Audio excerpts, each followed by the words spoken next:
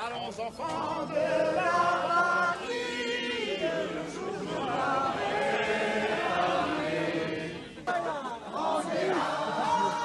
on est là. À tout de suite.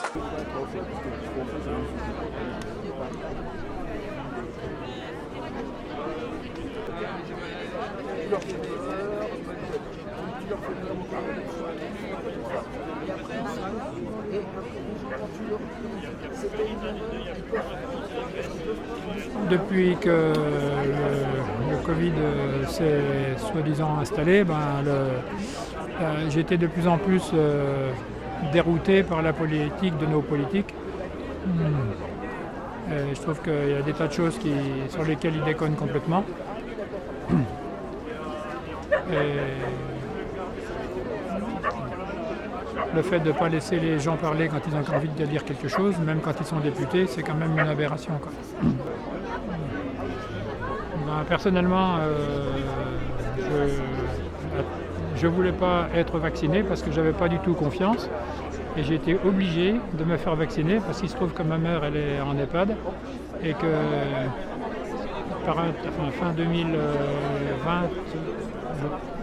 fin 2020, j'étais obligé de me faire un test à chaque fois que je voulais rendre visite à ma mère. Au début c'était gratuit, remboursé par la Sécu et après c'est devenu payant, sauf si on avait une ordonnance. Et puis ils avaient dit qu'à partir du 31 décembre 2020, c'était plus le pass sanitaire qui était nécessaire pour avoir le droit d'aller rendre visite à sa famille dans les hôpitaux ou les EHPAD, c'était uniquement le vaccin. Alors je me suis résolu à me faire vacciner et puis finalement je me suis rendu compte un mois après que c'était une fausse nouvelle, qu'en réalité le pass sanitaire n'avait pas été aboli pour les visiteurs des EHPAD ou des hôpitaux. Bon, personnellement, je suis médecin, j'ai traité avec l'homéopathie, je traite aussi en énergie et j'ai des bons résultats même dans les Covid longs. Mais c'est pareil, il n'y a pas d'endroit pour en parler. Il n'y a pas d'endroit pour dire qu'il y a des choses à faire que d'attendre que la guérison hypothétique vienne et tout ça. Il y a d'autres choses à faire contre les Covid longs, contre les séquelles du vaccin du Covid, parce qu'il y en a beaucoup. Moi, j'ai pris ma retraite. Mais j'ai fait des recherches sur ce qu'on peut faire dans les suites de Covid, dans les suites du vaccin. Et voilà, et ça, il n'y a pas de chemin pour en parler, comme il n'y avait pas de chemin pour parler d'autre chose que de ce qu'avait décidé le gouvernement, les lobbies pharmaceutiques qui sont derrière.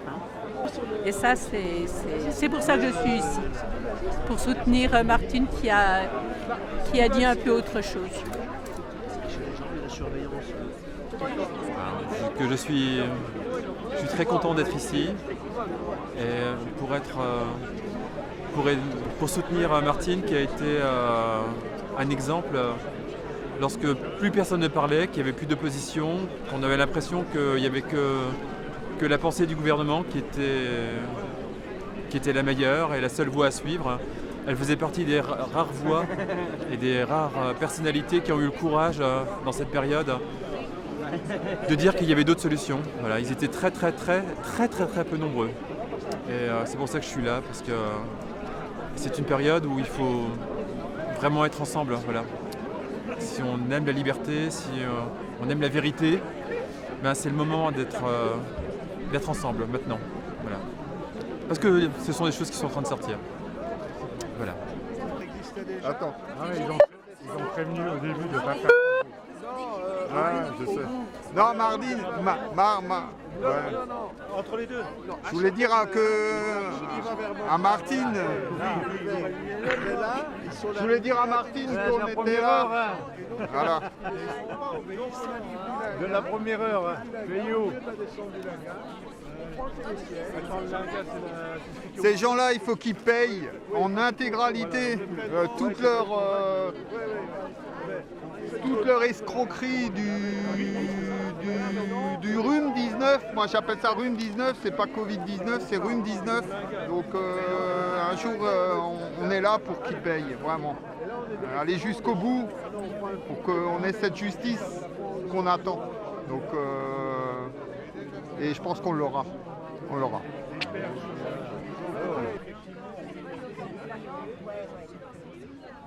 Oui, c'est bon. Bonjour. François-Marie Perrier, photographe et écrivain, et j'étais candidat avec Ensemble pour Liberté contre Olivier Véran à Grenoble au mois de juin. Ça, c'est le portrait du fils de Jean-François Clerc, Ludovic, qui fait partie de Verity France avec d'autres comme Sonia, Michel, Anaïg et bien d'autres qui dénoncent les effets secondaires mortels ou graves des vaccinations. Depuis 3 semaines, si on voit les rapports officiels de la NSM, on peut voir qu'il y a eu 2227 effets secondaires, dont 25% graves. Ça veut dire que depuis 3 semaines, il y a 550 personnes qui ont eu leur vie brisée pour un vaccin qui ne protège pas contre un virus qui ne les menace pas. Et ça, on peut multiplier ça par 10. Quand on voit M. Macron et ceux qui l'entourent, on ne peut pas croire un instant que ce gouvernement veuille le bien du peuple. Et quand il veut enfermer toute la population, on comprend que ce n'est pas pour son bien. Avec derrière la stratégie du choc dont a amplement parlé Naomi Klein. Voilà, donc il faut juste connaître un petit peu l'histoire et puis se fier à son intuition, quoi. Martine Vonner a été poussée à créer son mouvement parce que les forces de l'ordre lui ont conseillé de le faire. Martine Vonner a été menacée de mort quand elle a été jugée non conforme au mouvement dans lequel elle s'était inscrite, c'est-à-dire le parti gouvernemental de Macron. C'est quand même très grave. En France, on ne peut pas dire ce qu'on veut. La France n'est qu'une démocratieuse et non pas une démocratie en matière linguistique et médicale. Je suis là pour défendre justement les soignants. Comme Martine Vonner, j'étais pour professeur Perron, j'étais pour Benoît Hox. Donc je suis là pour justement dénoncer tout cet acharnement médiatique et politique, parce que pour moi c'est du politique. Je rappelle une chose, c'est que nous avons... Bon, je vous tourne, comme ça vous les voyez. Voilà. Et voilà, tout devant. Donc il faut se rappeler, il y a quelques semaines, il y a une responsable de chez Pfizer qui a été auditionnée parce que M. Bourlin n'est pas venu. Donc c'est elle qui a répondu justement aux différentes questions. Elle n'a pas répondu sur beaucoup de questions, elle a répondu sur certaines questions. Et quand on lui a posé la question si ils avaient testé le vaccin sur la contamination, c'est-à-dire s'il protégeait sur la transmission, elle a bien répondu que non. Et voilà, vous voyez, je vous le mets comme ça, les gens le voient, ils peuvent aller vérifier. Et je répète aux gens, je dis, la France, tous les pays européens ont bafoué le droit de la Commission européenne. Le règlement, le règlement 536/2014, qui dit bien, c'est un règlement sur les effets, sur les essais cliniques. Et il dit bien, vous devez avoir un consentement éclairé. Donc, comment les médecins peuvent vous dire que les gens ont un consentement éclairé, qu'on ne donne pas les effets secondaires? Vous prenez Pfizer, les données officielles que je détiens, et si les gens veulent, je peux leur donner. Parce que j'ai même créé une chaîne sur Telegram, Francis le procédurier, donc ils peuvent aller. Il y a les sources officielles, rapports de Christine Coton, tous ces rapports, les rapports Pfizer, où vous avez justement toutes ces données. Et dans le vaccin Pfizer, il y a bien 9 pages d'effets secondaires. Donc, moi, c'est tout simple. On fait une expérience, on montre tous les effets secondaires, on montre la liste, et on dit aux gens, je vous vaccine avec ce vaccin. Est-ce que vous êtes d'accord? Et je suis sûr que les gens ne viendront pas se faire vacciner. Donc, il y a anguille sur roche. Et quand il y a anguille sur roche, il faut bien se poser des questions. Et je dis aux gens, c'est comme, et je le dis haut et fort, le gouvernement a tué nos aînés avec le Rivotril. Regardez le Rivotril, il est interdit de donner le Rivotril aux personnes âgées qui ont des graves problèmes pulmonaires. Donc on continue le combat et puis voilà. J'espère que les gens vont se mobiliser pour pour continuer à soutenir les soignants, les pompiers suspendus, tous ces corps qui ont été éjectés. Et je dis bien, parce qu'on les a foutus dehors, sans indemnité, sans rien. Ils sont dans la rue et ils n'ont rien le droit. Donc ça, c'est une honte. Et moi, je dis aux Français, vous attendez quoi? Vous attendez quoi? Les gouvernements successifs ont détruit la justice, ont détruit les hôpitaux, ont détruit les écoles. Et on continue. On continue. On continue à tout détruire. Mais qu'est-ce qu'on veut? Qu'est-ce que ces gouvernements veuillent? Je me pose les bonnes questions. Qu'est-ce que ces gouvernements veuillent? Parce que quand on parle d'écologie, c'est un truc qui est tout simple. Il va y avoir bientôt Noël.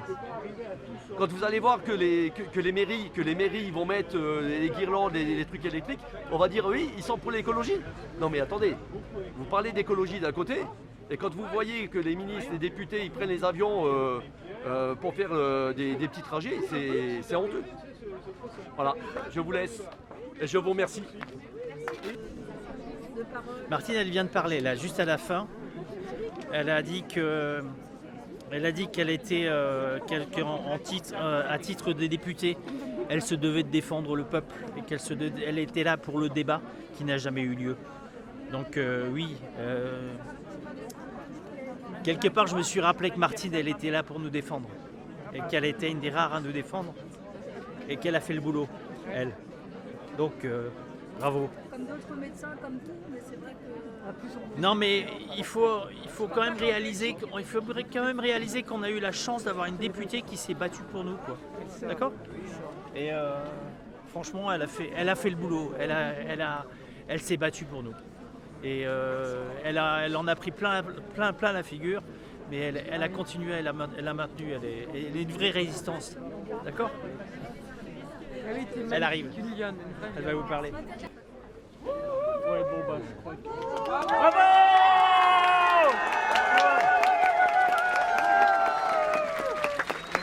Bravo!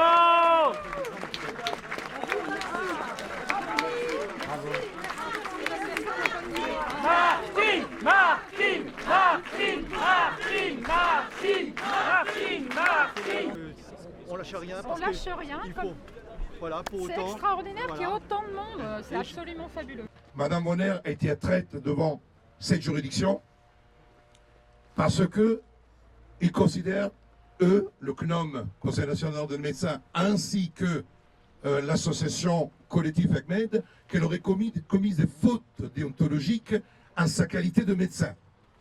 Et de l'autre côté, vous avez Madame Bonner qui dit « Ok, je suis médecin, c'est mon activité dans ma vie privée, mais lorsque vous m'avez attaqué, c'est à ma qualité principale, celle d'être parlementaire de la nation. » Donc, l'affaire Bonner est une affaire que j'appellerais une affaire d'État, parce que la décision qui sera rendue, c'est une décision qui fera jurisprudence. Après, on verra s'il va y avoir des appels, peu importe, mais elle fera jurisprudence. C'est vraiment la lutte entre le pouvoir disciplinaire de la déontologie et la liberté d'expression de l'avocat, la liberté d'expression du député ou de la députée Martine Bonner qui s'est jouée ce matin devant cette juridiction. Merci à vous tous d'avoir été là. Je donne le micro à Madame Bonner qui est, elle, qui compte. Moi, je ne suis que le défenseur. Merci beaucoup à vous tous.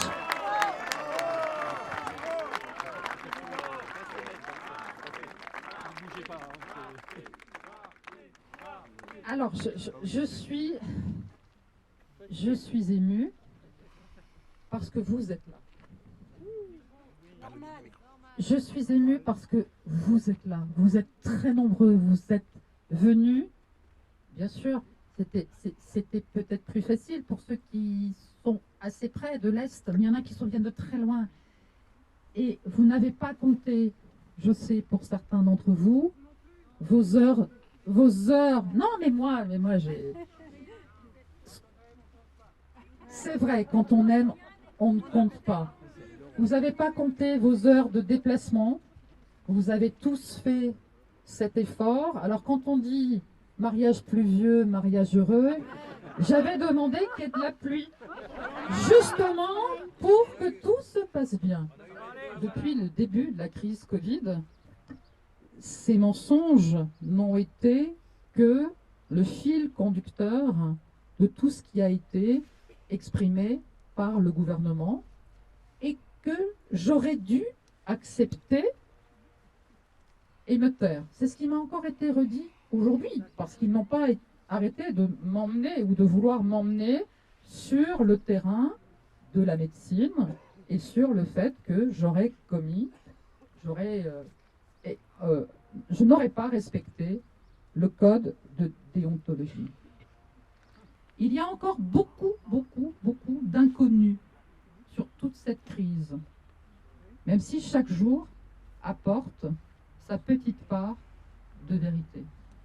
Mais d'avoir, j'espère, réussi à leur expliquer que mon rôle de parlementaire était coûte que coûte de défendre mes citoyens, c'était un devoir que de parler au nom de toutes celles et ceux qui venaient me voir dans ma permanence parlementaire pour dire mais qu'est-ce qui se passe? Pourquoi on est enfermé? Pourquoi on n'a plus le droit de faire ça? Pourquoi on est obligé de porter un masque? Donc j'espère que tous les messages ont été entendus. Merci encore. Merci encore. Alors merci à vous d'être là. Merci Carlo. Et puis on va attendre. On nous a informé que ça serait le 25 novembre, le rendu. Merci de vous être déplacé. Merci à vous. Alors Andreas, de la marche du réveil, à chaque fois qu'on se rencontre, il pleut. Donc on s'est rencontré avec Martine pour la première étape, ce que je dis tout à l'heure. Martine a fait la première étape de la marche du réveil avec nous le 30 octobre, donc il pleuvait des cordes, mais on continue à marcher, ce qu'elle a dit tout à l'heure. Demain, la marche, la course pour nos libertés continue. C'est Raphaël Laudra qui va parcourir 900 km de Gap jusqu'à Strasbourg. Il y a énormément de collectifs, de réseaux qui se sont associés, qui préparent cette course, cette marche pour la liberté. Donc vous trouvez tous les renseignements sur le site de l'Union fait la force 88. On est co-organisateur avec d'autres. Et voilà, ce travail qui a commencé va continuer. Je vais passer la parole à Eurydice, qui est quand même assez extraordinaire parce qu'elle aussi, elle a fait ce grand saut de tenter l'aventure parlementaire. Tu vas en parler. Je n'avais jamais voulu me lancer en politique, bien que j'avais déjà été sollicitée dans ce sens, parce que je ne trouvais personne digne de ce nom à suivre. J'ai découvert Martine et j'ai osé la suivre en politique. Je savais déjà que c'était un monde délicat et c'est un euphémisme, mais rien ne nous a été épargné. Elle ne peut pas tout vous dire, mais moi je vais vous le dire. On a tout fait pour nous empêcher d'aller jusqu'au bout. Même la candidature, le dépôt de candidature a été problématique. Ma communication a été sabotée. On m'envoyait des messages que je ne pouvais pas recevoir à temps. J'envoyais des messages à des personnes qui ne les recevaient pas. Or, je devais pouvoir disposer de certaines informations pour pouvoir déposer candidature. Parce qu'ils ont minimisé ma candidature. Et lorsqu'ils se sont rendus compte que je pouvais être une épine dans leur pied, dans leur système, les problèmes ont commencé. On a saboté ma voiture, effraction sur ma porte d'entrée. Et aujourd'hui encore, ma vie, chaque jour, est menacée. Je ne suis pas la seule. Nous sommes nombreux dans ce cas. Mais nous ne baissons pas les bras, nous ne lâcherons rien. Aujourd'hui, je dis merci à Martine Vonner, au docteur Hoc, Andreas et autres. Nous avons marché pour soutenir le professeur Perron, qui a été blanchi. Nous espérons que ce sera également le cas pour Martine. Soutenir tous les médecins dignes de ce nom qui se battent pour nos libertés. C'est soutenir l'humanité, humanité debout. Ils sont venus nous chercher. Est-ce que le reste de l'humanité était là pour nous? N'oubliez pas, il y a ce conte d'un anonyme qui dit « Ils sont venus chercher mes voisins, je n'ai rien fait. Ils sont venus pour moi, il n'y avait plus personne. Soutenir Martine, tous les médecins, tous les anonymes, tous ceux qui sont encore là aujourd'hui pour dire que nous ne devons pas lâcher nos libertés pour quoi que ce soit, pour un café, pour que... Non, ce n'est pas possible. Sommes-nous encore en démocratie? La démocratie ne doit pas rester un mot vain. La liberté d'expression, les journalistes médiatiques, que nous appelons, moi je peux me le permettre, pas Martine, merdia, parce que malheureusement il ne nous représente plus aujourd'hui, nous demandent de soutenir la liberté d'expression qu'ils ont bafouée à tout point de vue. Nous ne sommes plus rien pour ces gens-là. Comment est-ce possible? Il n'y a plus de démocratie. J'ai fait une vidéo dans laquelle j'ai demandé Macron démission, j'ose le redire aujourd'hui encore. Macron démission. Ursula von der Leyen. Mais aucun peuple n'a élu cette femme. Du balai du vent. Nous n'en voulons plus de ces gens-là qui mentent. Faites comme nous disons, ne faites pas comme nous faisons. Mais aujourd'hui, quelle leçon pouvons-nous donner à nos enfants qui voient ça? Mais des charlots, des marionnettes. Nous sommes en démocratie encore et nous osons le dire. Nous sommes les peuples d'Europe, nous sommes les peuples du monde. Abat le mensonge et vive la vérité, quel que soit ceux qui nous l'apportent, ceux qui osent encore être debout. Tant qu'ils sont debout, nous le sommes aussi. Si nous laissons faire, tous ils viendront nous mettre à genoux. Il n'y aura plus personne pour nous. À Thionville, lors d'une manifestation, j'ai osé le dire, il y avait les policiers. Oui, vous êtes là aujourd'hui, on vous paye, on vous commande de nous contenir. Mais ils viendront avec leur Robocop. Et quand ils viendront avec leur Robocop, ils vous sommeront de déposer, de baisser vos armes. Si vous ne le faites pas, eh bien ils vous tireront dessus. Et tous, humanité, nous serons à genoux. Et moi je ne peux pas, non, ma vie est peut-être en danger, mais je préfère encore pouvoir me regarder dans un miroir, droite dans mes bottes. Merci à vous tous. Merci. Merci Eurydice, merci beaucoup. Merci, merci, merci. Quel que soit l'endroit de France où vous êtes, merci, vraiment. Et merci Martine. Je voulais absolument être là pour défendre Martine Vonner et j'avais dit un jour, j'avais une plaisanterie dans une conférence où on était ensemble en disant qu'il y avait la totalité de l'Assemblée nationale qui était là puisque c'était le seul véritable député de l'Assemblée nationale qui osait dire les choses. Et maintenant, je ne sais même pas s'il reste encore de députés à l'Assemblée nationale. Il faudra aller voir. J'ai peur que ce soit intégralement vide, qu'il n'y ait que des fantômes. On a besoin d'une représentation nationale qui dise quelque chose.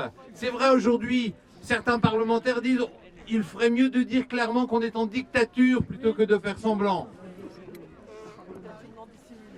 Il y a toute mon enfance, j'ai entendu les histoires de mon oncle qui était résistant, qui a commencé à 16 ans et qui est mort en déportation un mois après ses 20 ans pour fait de résistance. Et je pensais que ça ne se reproduirait plus jamais. Eh bien, ça se reproduit aujourd'hui, on est là comme ça tous ensemble. Et je pense qu'on voit maintenant, puisque la carapace, la mascarade commence à se fissurer, puisque la responsable de Pfizer a dit que les vaccins n'avaient pas été testés pour la transmission, on a quand même l'EMA qui annonce quand même 46 000 morts, je crois, du vaccin aujourd'hui. Est-ce que l'EMA est un mouvement complotiste? C'est l'Agence européenne du médicament. Donc c'est véritablement ça. Et nous sommes là, et je pense que tous les médecins auraient dû être vent debout contre ça. Vent debout contre ce Rivotril qui est un véritable euthanasie. Moi-même, j'ai arrêté, je me suis retiré parce que je ne veux pas rentrer dans cette mascarade. Je voudrais, effectivement, on doit parler de ces soignants suspendus. On a créé le syndicat Liberté Santé justement pour les protéger. Ils sont tous là encore. Il y a 15 000 suspendus, plus tous ceux qui ont réussi à se mettre en arrêt pour ne pas être complètement sur la paille. Mais ça fait énormément de monde qui sont là, qui sont en difficulté. Ce sont les héros de la France, ce sont les héros de la liberté. Il faut continuer. Parce que je pense que ce n'est pas fini. Je pense que ces gens-là ont encore l'intention de nous embêter un bon moment. Mais en même temps, on peut se dire que tout ce que nous avons fait a quand même une certaine action, puisque vous vous souvenez, au mois d'avril-mai, on savait qu'il y avait les vaccins pour les enfants qui avaient été commandés. Aujourd'hui, bon, j'ai pas dit que c'était terminé, mais ils n'ont pas dégainé encore. Et je pense qu'on peut dire, et je dis bravo à vous tous, parce que c'est peut-être ce qu'on a fait qui momentanément encore protégeait nos enfants. Et ça, bravo à tous d'être là. Bravo Olivier. Et on sera tous là jusqu'au bout, peu importe. Et je dis en plaisantant, je suis en bonne santé, je ne suis pas dépressif, et si je meurs, ce ne sera pas un suicide. Et je pense qu'on est tous dans la même situation. On va continuer jusqu'au bout. On ne peut pas accepter, moi je ne peux pas accepter qu'une bande de guignols internationales aille détruire l'humanité comme c'est fait maintenant. Avec énormément de choses extrêmement dangereuses. Le jour où on regardera ce qu'il y a dans ces vaccins, eh bien on réalisera ce qui se passe. Et je pense que ce jour-là, ça va devenir quelque chose d'absolument incroyable. C'est sûrement un des plus grands scandales de l'histoire de l'humanité. Et je dis que l'humanité n'a jamais été autant en danger depuis qu'elle existe que maintenant. Et nous sommes tous là, tous ensemble, pour défendre. Moi-même, comme nombreux, très nombreux médecins, nous sommes traînés devant le Conseil de l'Ordre. Moi-même qui suis déjà allé un certain nombre de fois, puisque je suis qualifié de médecin multirécidiviste. Et j'irai le 29 novembre. Mais voilà, encore, mais en conciliation. On verra bien comment ça va se passer. Mais effectivement, moi, j'ai pas été surpris quand c'est arrivé, parce que, comme homéopathe, ça fait 40 ans que je vois la guerre qu'ils font comme ça. Je me souviens, un de mes maîtres qui a été en prison 1 mois en 1970, et un autre qui a fait 1 mois en quartier de haute sécurité pour être blanchi 15 ans après et mourir juste après d'un cancer. Donc ce n'est pas nouveau. Simplement, avant ils attaquaient avec les médecines alternatives, et bien maintenant ils attaquent la totalité de la médecine. Ça se généralise. Que dire encore de cet extraordinaire chercheur qui mériterait un prix Nobel, Michel Geffard, qui a été arrêté, mis en garde à vue, et dont le laboratoire a été complètement détruit à la masse par les autorités publiques, ce qui est totalement illégal. Voilà. Donc je pense qu'il y a vraiment quelque chose d'important. On croit tous à la liberté, on croit à la santé, on croit à l'humanité, et on va continuer à se battre jusqu'au bout, et on sera tous ensemble. Merci à vous tous. Et bravo à Martine, et merci à Carlo, qui nous a encore... J'ai vu la passion qu'il a quand il parle, il y a ces tripes qui sortent, c'est extraordinaire cet homme. Vous aussi, hein. Oui, merci beaucoup. Pour rappeler que Martine a été pour moi un grand exemple de courage et de résistance, et qu'elle m'a beaucoup inspiré quand moi-même j'ai commencé à vouloir étudier un petit peu et démêler le vrai du faux dans tout ce qui était dit, et de voir Martine à l'Assemblée porter le fer contre Olivier Véran, c'est quelque chose qui m'est resté, qui restera, je pense, dans l'histoire. Je pense que Martine est vraiment une des députées, et la seule députée, ça a été rappelé, qui à ce point a défendu la vérité contre le mensonge. Et vraiment, aujourd'hui, j'ai été effaré d'entendre les fake med raconter n'importe quoi à nouveau. Ce sont des gens qui organisent le mensonge en bande organisée, hélas. Et un jour, ils auront, je l'espère, à devoir répondre devant la justice de toute leur forfaiture. C'est déjà le cas aujourd'hui. Et donc, moi, je remercie les avocats, effectivement, qui défendent les gens qui portent un discours de vérité et qui sont poursuivis pour ça. Et Martine a vraiment été un exemple pour nous tous. Et je la remercie vraiment aujourd'hui, et je suis content d'être avec vous tous aujourd'hui, et bien pour qu'on puisse lui apporter notre soutien. Merci Martine.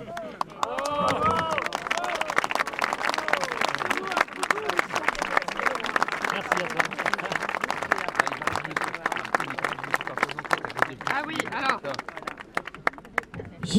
Juste avant Vincent Pavant qui vient de parler, que vous avez tous reconnu, il y avait Olivier Soulier. Mais On le connaît. il y a beaucoup de gens qui le connaissent, mais peut-être pas tous. Donc Olivier. Et moi je suis qui en fait? J'aimerais maintenant aussi donner la parole à Benoît Ox, que vous connaissez tous aussi. Voilà, que vous connaissez tous aussi. Et je crois que pour mes confrères, alors là je vais le dire parce que là je suis plus député, donc là tout de suite je suis docteur. Pour mes confrères, je crois que ça a été très dur ce que vous avez entendu à l'intérieur. En effet, des contre-vérités ou des choses, enfin des arguments tellement incroyables que ça fait mal. Je ne veux pas dire que je suis blindée, moi, mais j'en ai tellement entendu pendant 12 ans des mensonges qu'en effet, j'ai peut-être un peu plus l'habitude, mais Benoît, c'est à toi. Alors, moi, j'étais déjà passé 2 fois devant le Conseil de l'Ordre et 2 fois au tribunal, donc c'était de la gnognotte, ça, c'était rien du tout. Et c'était drôle, c'était marrant quand même de les entendre, de les écouter raconter leurs bêtises. Donc oui, je suis passé 2 fois à l'ordre des médecins, et la première fois que je suis allé à l'ordre des médecins, j'étais quand même un peu déstabilisé. J'ai fait appel un petit peu à toutes les personnes qui s'occupaient, qui s'exprimaient, et j'avais lancé un message. Martine, je la connaissais parce qu'on était à la même faculté de médecine à Strasbourg, et je l'avais perdue de vue, mais bon, j'étais content de me dire je la connais, je la connais. Et puis je lui ai laissé un message sur la messagerie parlementaire, et elle m'a appelé. Et elle me dit bonjour, c'est Martine Vonner. Waouh. J'étais soufflé là, j'arrivais plus à respirer. C'était la première à m'appeler. Et je suis sûr qu'elle en a appelé plein d'autres aussi. D'accord? Et ouais, j'ai une petite émotion là. En tous les cas, je la remercie parce qu'elle m'a donné de la force à l'époque. Et on s'est battus, on s'est tous battus, et on continue à se battre, et on continuera à se battre. On n'a pas terminé. Merci à toi, Martine. Et ce qui est incroyable, je vous donne la parole tout de suite. Ce qui est incroyable pour les confrères qui s'expriment, être sanctionné, être jugé, être blâmé, radié définitivement ou radié pendant X temps, c'est d'une injustice. C'est... Enfin, je sais pas, je trouve même pas de mots pour qualifier la violence, alors que un médecin dans ses tripes, il est bienveillant, il est là pour accompagner par le soin, et qu'on lui reproche l'ADN même de cette vocation, parce que je crois que c'est peut-être ça qui fait la différence entre ceux qui ont obéi et qui continuent d'obéir sans rien remettre en cause, et qui n'ont peut-être pas la vocation dans les tripes. Je pense à des médecins qui ont perdu leur travail, qui ont été isolés, qui ont été seuls dans des hôpitaux à dire non, on ne peut pas accepter. Mais une chose qui est très très importante, même si on aime notre travail, si on a vraiment un plaisir à faire de la médecine. La plupart des médecins qui ont été suspendus ont vraiment un plaisir à faire de la médecine. Se battre pour faire de la médecine. Je pense à Gauthier qui est là aussi. Bravo Gauthier. Mais notre honneur, il est plus important. Et notre combat pour arriver à une justice, pour arriver à une société, mais c'est pas seulement le Covid, c'est plein de choses, on en a marre. On veut revenir à une démocratie, revenir à notre démocratie. On veut revenir à notre Europe du peuple, pas l'Europe du capital, pas l'Europe des politiciens, pas la France des politiciens. On veut se battre pour des valeurs, pour nos valeurs. Et ça, c'est plus fort que notre métier. Donc on est prêt même à perdre notre métier pour pouvoir défendre nos valeurs. Et on se bat tous ensemble. Et on est tous au même niveau. Quelqu'un me disait l'autre jour, c'est pas des personnes comme Martine ou Gauthier ou moi qui allons faire quelque chose. C'est nous, le peuple. Et on se bat. Tous ensemble. Merci.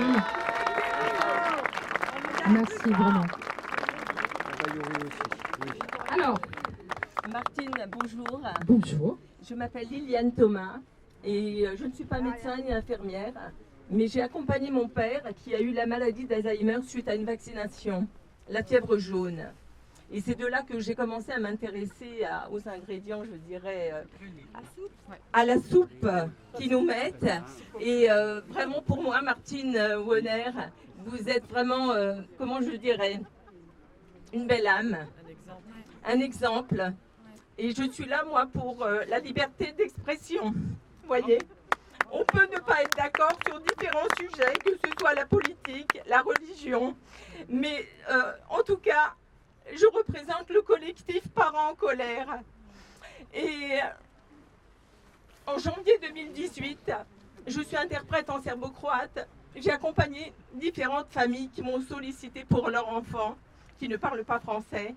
Et dans la salle d'attente, je m'en rappelle encore aujourd'hui, une mère de famille qui accompagnait sa petite fille de 8 jours.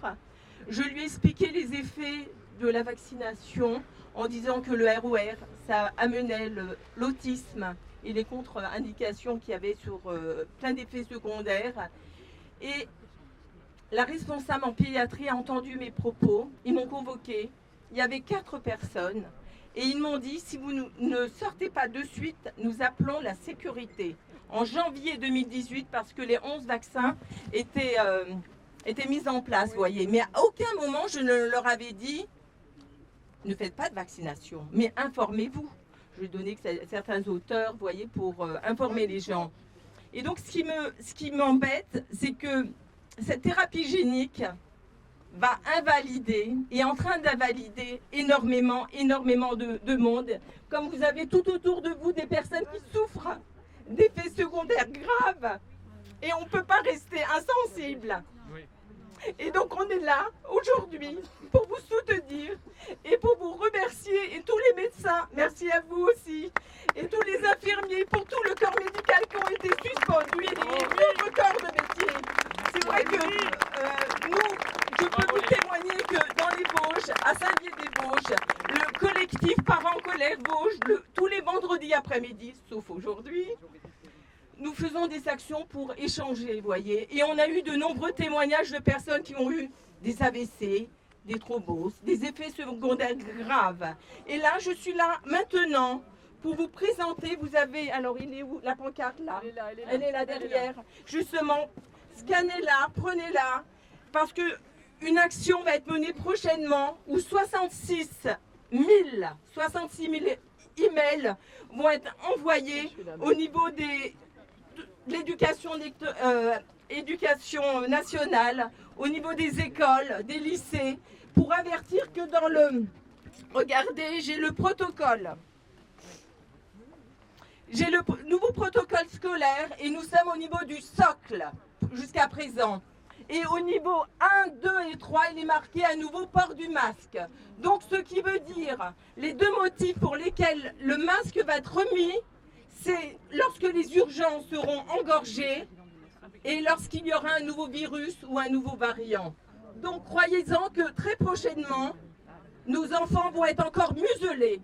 Et donc, c'est à nous, parents, grands-parents, oncles, frères et sœurs, de protéger et non pas l'inverse.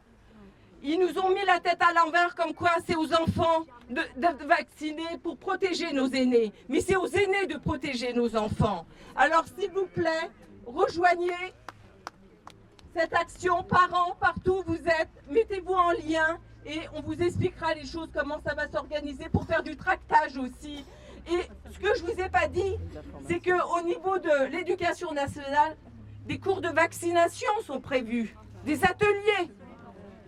Alors, s'il vous plaît, à nous de éteignez vos téléviseurs, hein, comme je dis, et allumons notre cerveau.